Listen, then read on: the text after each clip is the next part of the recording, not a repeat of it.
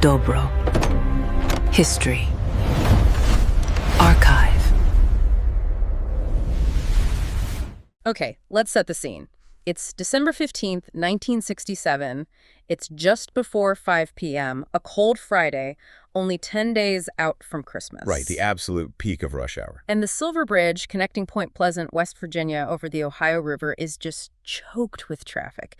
You've got commuters, families, people doing last-minute Christmas shopping. All of that normal, everyday life happening on this massive steel structure. And then, in about 20 seconds, less time than it takes to even process what's happening, the entire bridge just, it doesn't fail. It vanishes into the river. And with it, 46 people. It's still the single deadliest roadway bridge failure in U.S. history. Yeah. A truly monumental catastrophe. It is, and when you look at this story, you're pulled into this this bizarre collision of two totally different worlds. Yeah, that's the only way to describe it. On one hand, you have the cold, hard science of it, forensic engineering, stress corrosion cracking, metallurgy. The nuts and bolts of a catastrophic failure. Literally. And then on the other side, you have this shadow story, a 13-month period of high strangeness that had gripped the entire town. We're talking about things that feel like they're from a different reality. The grinning man, these weird telepathic visitations. And of course, the creature at the center of it all, this 7-foot-tall winged cryptid with these hypnotic glowing red eyes. The Mothman, who many, many people believed was there to warn them about this exact disaster. So that's our mission for this deep dive. We're going to try to synthesize these two parallel stories. We'll look at the technical postmortem from the NTSB, the National Transportation Safety Board, which was brand new at the time. And we're going to weigh that against the paranormal accounts, the folklore, the things documented by witnesses and journalists like John Keel. The big question we're trying to unpack for you is, how? How does a microscopic flaw, a tiny crack, just a few millimeters deep in a piece of steel, how does that become so deeply, inextricably linked with a 200-year-old curse and a modern American monster? We need to understand the town, the flaw in the design, and the power of the folklore. So I think the best place to start is with the town itself. Point Pleasant was, let's just say it was already primed for something like this. Absolutely. The stage was already set. Point Pleasant, West Virginia is geographically a place of confluence. It's right where the Kanawha River flows into the much bigger, much more powerful Ohio River. And that meeting of two rivers really defines the town. It creates this atmosphere of duality. Yeah, you have the industrial pragmatism, the Rust Belt grit, the factories, the smokestacks. And that's mashed right up against deep, misty Appalachian folklore. It's industry meeting mystery right on the riverbank. And that collision has defined the town's history from the very beginning. Long before the bridge was even a blueprint, the town's identity was built on a story of violence and a legendary curse. The legacy of Chief Cornstalk. Exactly. This goes all the way back to October 10th, 1774. The Battle of Point Pleasant was fought right there. Some historians even call it the first battle of the American Revolution. It was the Virginia militia against a confederation of tribes led by the Shawnee leader, Cornstalk. A really brutal, bloody battle. But the part that creates the myth, the tragedy that happens 3 years later in 1777, Cornstalk comes back to the Fort Randolph. But he's not there to fight. He's there as a diplomat, a peace envoy. He's trying to warn the American settlers that the British are stirring up trouble, trying to get other tribes to attack them. He's trying to prevent a war. But while he's there, under what should have been diplomatic protection, a colonial soldier gets killed nearby by a totally separate group of Native Americans. And in a fit of pure, blind rage, a mob of settlers decides to take revenge on the most convenient target. Cornstalk. They storm the fort and murder him and his son, 𝐿𝐼, who was there with him. A total betrayal. And it's from that moment of violence that the curse narrative is born. The legend says that as he was dying, Cornstalk uttered this prophecy. He said, "May the curse of the Great Spirit rest upon this land. May it be blighted by nature. May it be equaled in the destruction of your people." And that story just became embedded in the local psyche. For 200 years, anything bad that happened, a huge flood on the Ohio, a terrible factory fire, a mining accident, it was all chalked up to Cornstalk's curse. It became the default explanation. So when the strange things started happening in 1966, the community was already culturally prepared to see it as part of this much older, darker story. They weren't just seeing a weird creature. They were seeing the next chapter of the prophecy. Right. And then you add this other layer to the geography, this incredibly strange industrial backdrop. the place known locally as the TNT area. This is where the strangeness really took root, isn't it? It's where it all manifested. Today, it's called the McClintock Wildlife Management Area. But during World War II, it was the West Virginia Ordnance Works. It was a massive facility for making explosives. And it left behind this surreal landscape. It's dense forest, but it's dotted with more than 100 of these concrete, earth-covered bunkers. They called them igloos. Yeah, for storing munitions. And by the 60s, the whole place was abandoned. The igloos were empty, overgrown with vines. The ground was known to be contaminated with chemicals. It's the perfect liminal space, a place between worlds, forgotten, toxic, dark. Absolutely. It's where teenagers would go to party or drag race. It's a place where reality already feels a little thin. And it's in those woods, in that charged atmosphere, that the first witnesses saw the Mothman. Okay, so we have this mythological context. This town steeped in a story of curses and doom. Now let's pivot to the cold, hard reality of the steel. Right. While the town was looking for signs in the sky, the real danger was a silent, hidden flaw in the bridge itself. A monument to 1920s engineering hubris. So the Silver Bridge, it was commissioned in the 20s, opened in 1928. It was a big deal, connecting U.S. Route 35. They even painted it with aluminum paint, which is where it got the silver name. A symbol of modernity. But its tragedy was baked right into its unique design, the I-bar suspension system. This is key. When you picture a suspension bridge, you think of those huge, thick wire cables like the Brooklyn Bridge. Right. Thousands of individual steel wires spun together. The Silver Bridge didn't use that. It used a much older technology, an I-bar chain. So what is that exactly? Think of it like a colossal bicycle chain. Each link was a massive flat bar of high-strength steel. We're talking 45, 55 feet long, a foot wide, 2 inches thick. And they had these big circular eyes at each end, connected with huge steel pins to form the chain. Exactly. But the fatal flaw wasn't the concept of the chain itself, it was how they built this specific chain.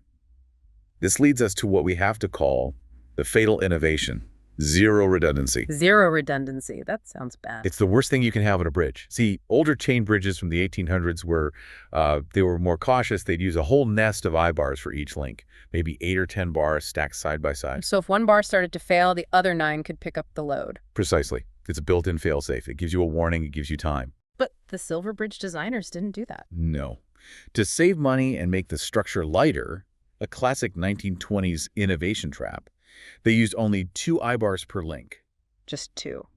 Wow, so if one of those 2 bars failed, The entire link failed instantly, and if the link failed, the whole bridge came down. It was designed to be fracture critical, an economic choice that 40 years later had a devastating human cost. and it gets worse because of the actual steel they used. The metallurgy mistake. They used a proprietary heat-treated carbon steel called AISI 1060. On paper, it looked great. It had a very high tensile strength, 105,000 psi. So the idea was, since it's stronger, you need less of it, hence the 2-bar design. Exactly. But that strength came at the expense of a crucial property: ductility. And this right here is why the steel didn't just bend, it shattered. Explain ductility for us. Okay, ductility is a material's ability to stretch or deform before it breaks. Think about stretching a piece of taffy. It gets thin, you see it strain, it gives you a warning. Standard structural steel is like that taffy. It has about 18% elongation at failure. It will bend, it will buckle, it will groan. It gives you a slow-motion sign that something is wrong. And the steel in the Silver Bridge. It was like a hard candy cane.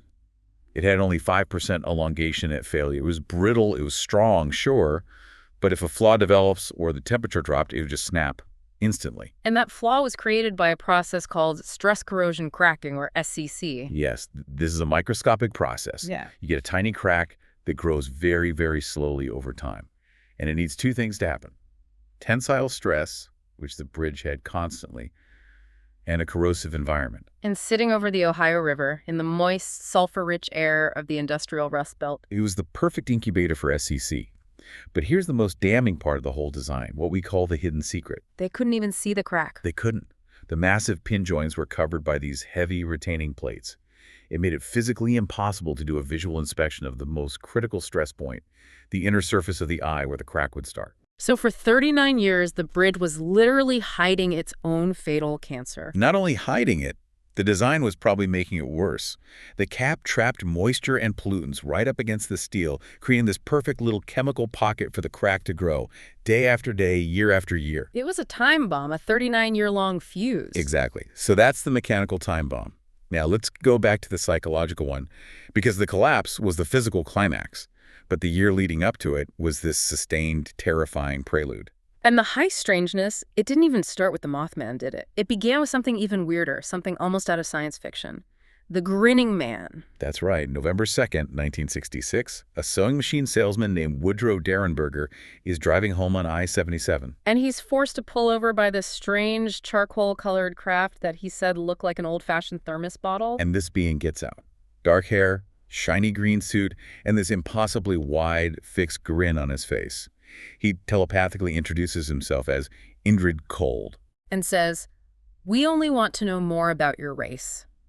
I mean, it's just bizarre. But it set the tone. It established that something intelligent and non-human was in the area. But the encounter that really lit the fuse, the one that gave the phenomenon its name, was the defining encounter.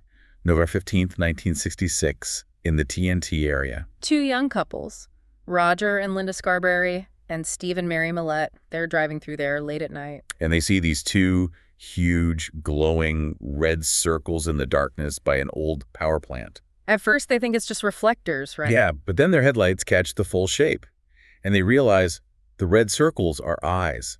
Eyes attached to this huge, gray, man-shaped figure, 7 feet tall, with massive wings folded against its back. Linda Scarberry said the eyes weren't just animalistic. She said they looked intelligent and they were hypnotic. And then it gets worse. They panic, they speed away, and the creature pursues them. They're doing over 100 miles per hour in their Chevy, and this thing is keeping pace with them. And the way it flew was what was so unnatural. Witnesses said it rose straight up, like a helicopter, without flapping its wings. It just ascended.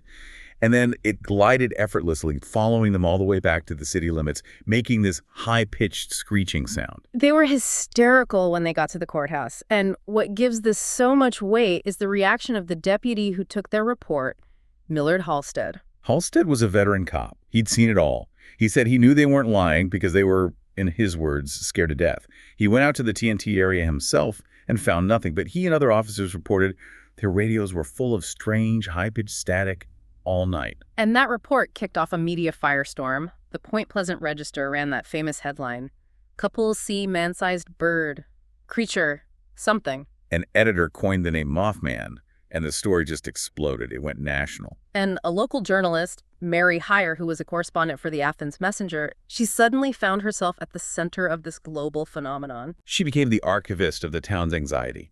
Her office was flooded with sighting reports, and she also reported being harassed by these strange visitors, the so-called men in black, who warned her to stop covering the story. So the whole thing just gets deeper and darker, and the sightings continued all through 1967. Oh, yeah. The day after the Scarberry's encounter, a woman named Marcella Bennett saw it rise up from the ground right behind her car. She was so terrified she dropped her baby. The baby was fine, but the terror was real. And the story of Newell Partridge's dog, Bandit, that one really hit home for the locals. He saw the glowing eyes outside his house. His German Shepherd charged after it, and the dog just vanished. Never seen again. That made the creature feel truly dangerous, like it could actually take something from you. As 1967 progressed, the sightings of the creature itself started to fade, but they were replaced by the surge in UFO activity. Strange lights over the river, weird phone calls. And this is when the writer John Keel shows up. And his theory really shapes how we remember this whole event. He didn't think it was an alien from space. He had this ultra-terrestrial idea. Right, that these things were manifestations of some kind of shape-shifting intelligence that coexists with us and just messes with our reality. And this is where the story connects directly to the bridge. Keel started documenting that witnesses were having these intense, disturbing premonitions. Mary Heyer, the journalist, she was having these vivid, recurring nightmares. Yeah, nightmares of people drowning in the river. And she had this one incredibly specific, unsettling image of Christmas presents floating in the water. She was so disturbed, she wrote it all down. Keel himself claimed he was getting these cryptic warnings about a major disaster on the Ohio River. The whole town was just thick with this sense of impending doom. So you have this year-long psychological siege. Mm-hmm. And then on December 15th, the physical terror finally arrives. And the conditions were just perfect for a disaster. It was a cold, damp day, which we know now made that brittle steel even more vulnerable. And the bridge itself was under maximum load. The atmosphere of doom that day wasn't just in people's heads, it was in the steel. Right.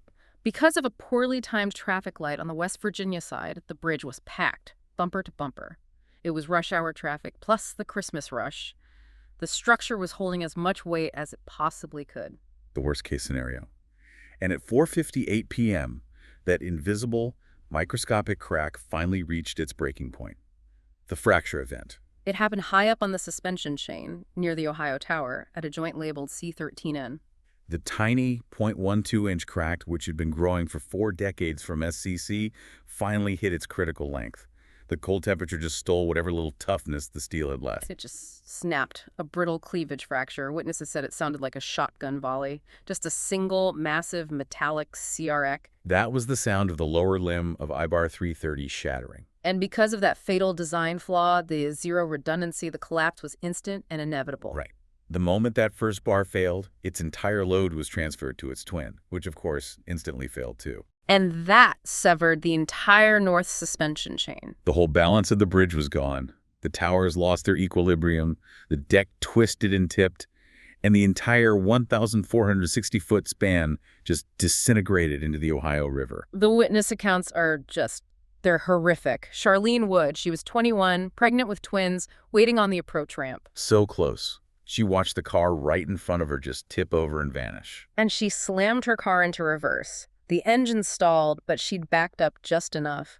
She said she watched the whole bridge fold like a deck of cards, just feet in front of her. Incredible presence of mind. Then you have someone like Bill Needham, a truck driver who was right in the middle of the span when it went. His truck plunged 80 feet into the river. The impact broke his back, but somehow in the freezing water, he managed to roll down his window, pull himself out of the cab, and grab onto debris. His partner, who was asleep in the bunk, he didn't make it. Another witness, 𝐏𝐿𝐻𝐿, he saw a car just float past him as it was sinking. He said he could see the people inside beating their hands against the windows. Just unthinkable. And the immediate aftermath was this river of sorrow. The water was so cold, hypothermia was almost instant for anyone who got out of their car. The rescue teams arrived to just a nightmare. Twisted steel, sinking cars. And this is where it gets so chillingly prophetic. They saw Mary Hyer's nightmare come to life. The water was full of Christmas presents, dolls, wrapped boxes, toys that had been bought just hours earlier, now floating in the oil-slicked current. It's just devastating. And you have to remember the names. It wasn't just a number, 46. It was families.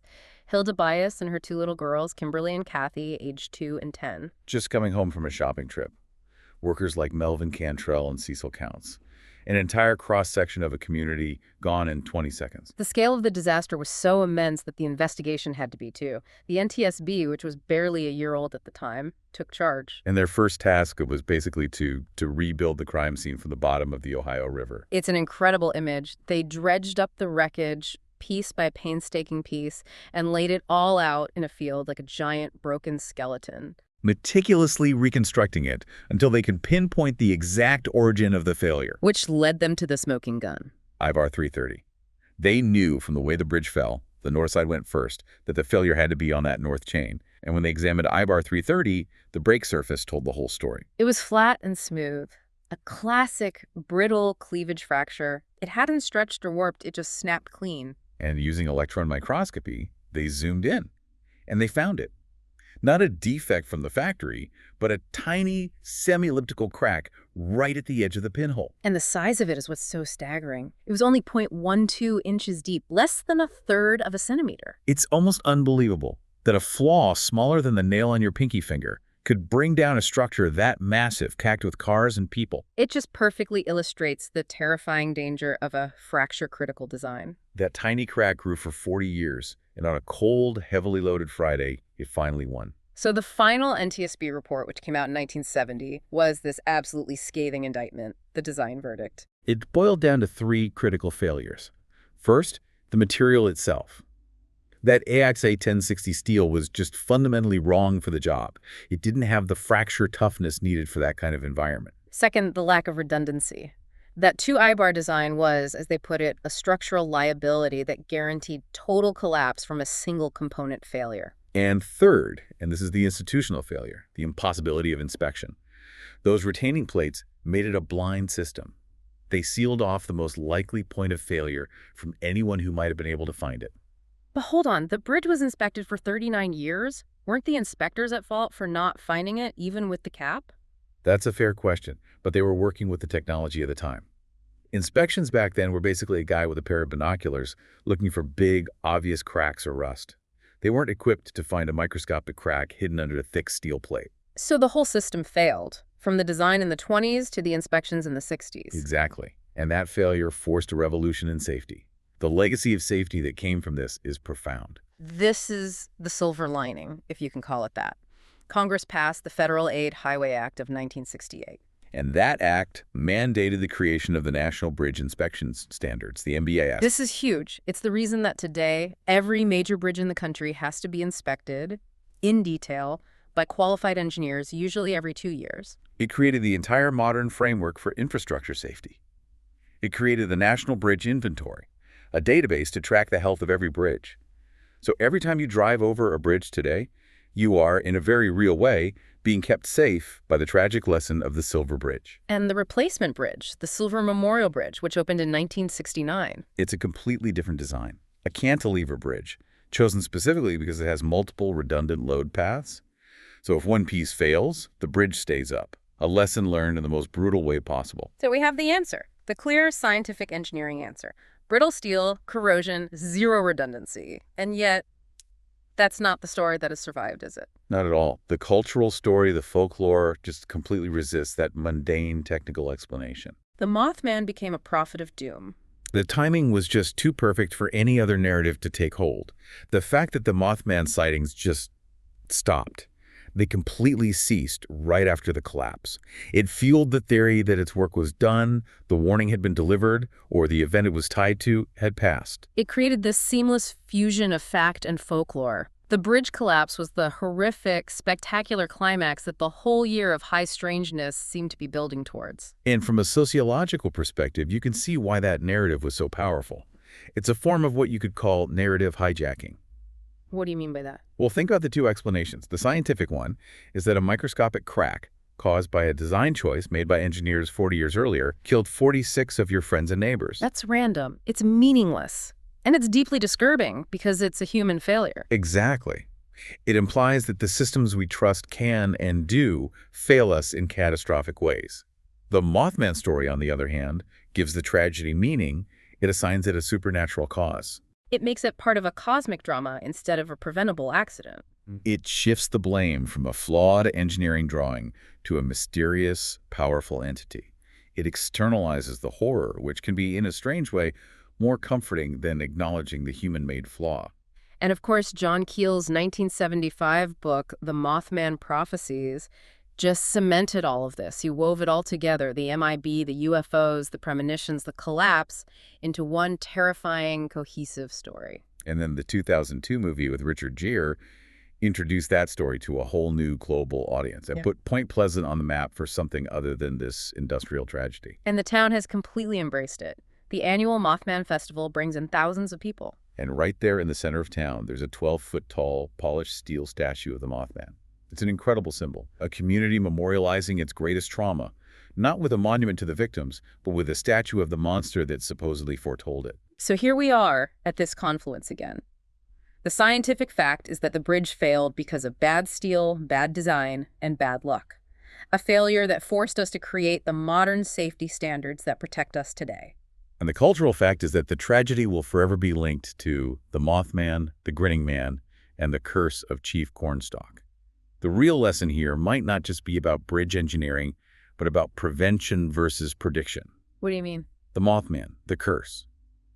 Maybe they're just powerful metaphors for the unseen stresses, the mechanical stresses in the steel and the psychological stresses in a community that we all tend to ignore until something shatters. That's a powerful idea. It's easier to look for a monster in the sky than a microscopic crack in the steel right under your feet. And you have to ask, isn't it, even today, is it easier to accept a warning from some ultra-terrestrial entity than it is to accept the hard truth that human error and institutional neglect decades ago sealed the fate of 46 people? Which brings us to the final thought for you to take away from this.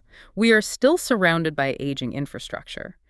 Power grids, dams, bridges, built in a different era with different priorities. We know the science now. We know about material fatigue and fracture criticality. The question is, what microscopic cracks are hidden in the systems we depend on today? What warning signs are we choosing to ignore right now, waiting for the next catastrophe to give us a monster to blame?